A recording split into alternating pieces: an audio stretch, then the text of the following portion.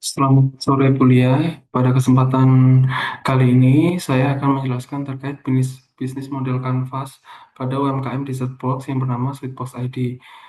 Sebelumnya, perkenalkan, nama saya Muhammad Rizal Wahyudi. Saya dari program studi S1 PJJ Akuntansi Universitas Saber Asia. Nah, kenapa saya memilih UMKM yang berkaitan sama dessert box? Karena sektor dessert kekinian itu sekarang sedang tumbuh pesat di kalangan anak muda karena didorong oleh tren berbagai kuliner di media sosial dan permintaan camilan premium yang harganya itu terjangkau. Nah, tantangan dalam memulai bisnis dessert box ini banyak pelaku usaha lainnya, tapi mereka itu kebanyakan melakukan perencanaan model bisnisnya itu belum matang sehingga kesulitan mengukur kelayakan dan skala usahanya. Nah, UMKM sendiri itu dia sebagai tulang punggung ekonomi nasional. Jumlah UMKM di Indonesia itu sebanyak 64,2 juta dan itu menyerap tenaga kerja sebesar 97% dan berkontribusi terhadap PDB itu sebesar 61%, kok 61,7%. Nah, alokasi modal awal untuk Sweetbox ID ini itu sebesar 20 juta, di mana alokasinya itu 40% untuk peralatan produksi sebesar 8 juta, yaitu untuk mixer, oven, kulkas, dan alat masak. Kemudian untuk 30%-nya itu ada bahan baku dan kemasan awal, itu sebesar 6 juta. Itu untuk stok 2 bulan produksi. Kemudian ada 20% itu untuk dana cadangan operasional, itu sebesar 4 juta. Kemudian 10% itu untuk promosi awal, misal menyewa konten kreator atau micro influencer, itu sebesar 2 juta. Nah, ini adalah framework dari bisnis model Canvas. Nah, di bisnis model Canvas itu sendiri ada 9 elemen yang membentuk arsitektur nilai sebuah model bisnis dari siapa pelanggan, apa yang ditawarkan, bagaimana disampaikan, hingga bagaimana nilai dikonversi menjadi pendapatan.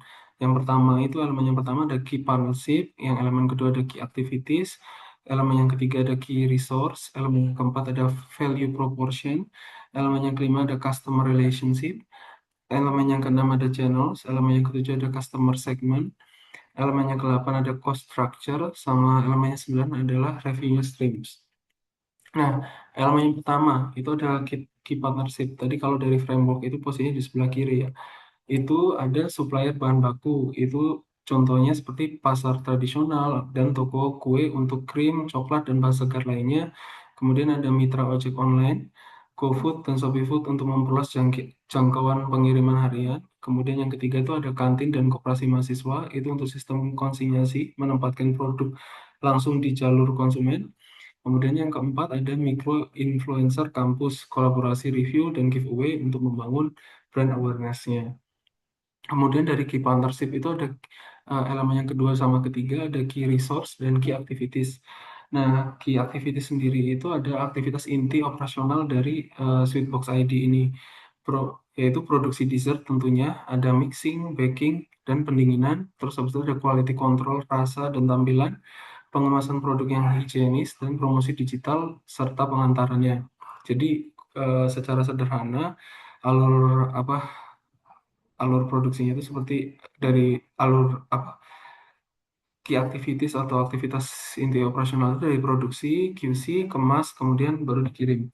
Kemudian ada key resource-nya. Key resource itu aset kunci yang dimiliki yang harus dimiliki oleh Sweetbox ID itu ada dapur produksi rumahannya, peralatan masak dan pendinginan, resep orisinalnya, sama akun media sosial untuk apa namanya memasarkan produk seperti IG, TikTok, sama WA bisnisnya. Nah, kemudian elemen yang keempat dan kelima itu ada value proportion dan customer segment. Nah, value proportion itu nilai yang ditawarkan. Nilai yang ditawarkan dari Sweetbox ID ini ya dessert homemade dengan kualitas premium, terus harganya terjangkau dengan positioningnya tapi tetap eh, apa namanya dessert yang premium. Ada dua varian rasa, ada tiramisu sama cokolava. Tiramisu dijual dengan harga 15.000 dan cokolava dijual dengan harga 18.000. Ya, dan juga ada nilai yang ditawarkan tuh ada kemasan yang menarik, higienis dan bisa custom untuk suatu event. Kemudian untuk elemen customer segment itu kepada siapa produk ditujukan. Nah, targetnya itu ada mahasiswa dan anak muda usia 17 sampai 25 tahun, warga sekitar kampus dan area kos, pencinta dessert dan jajanan kekinian, sama bisa juga untuk yang tadi event yang ulang tahun, catering dan arisan atau acara lainnya. Kemudian untuk elemen dari BMC yang berikutnya itu ada customer relationships, cara menjaga hubungan pelanggan, yaitu dilakukan sistem pre-order fleksibel, respon cepat via WA bisnis, terus habis itu ada program loyalitas, ini kayak jadi kalau apa ada bonus gitu ya, beli 5 gratis satu, kemudian ada layanan custom rasa untuk event-event tertentu, terus ada channel jalur penyampaian nilainya, tadi lewat Instagram, TikTok untuk promosi visual, WhatsApp bisnis untuk pemesanan, GoFood dan Shopee Food, ada konsinyasi juga di kantin-kantin kampus. Nah, untuk cost structure-nya atau elemen berikut dari elemen dari bisnis model Canvas yang berikutnya kan ada cost structure. Nah, cost structure-nya sendiri untuk biaya per bulannya itu untuk biaya bahan baku sebesar 3.500.000, untuk kemasan dan label itu sebesar 900.000, untuk operasional itu sebesar 700.000, untuk promosi digital itu sebesar 600.000, dan untuk ongkos kirim itu sekitar 500.000.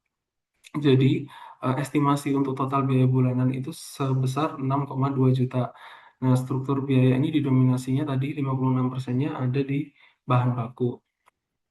Nah, selanjutnya elemen dari bisnis model Canvas yang terakhir itu ada revenue streams.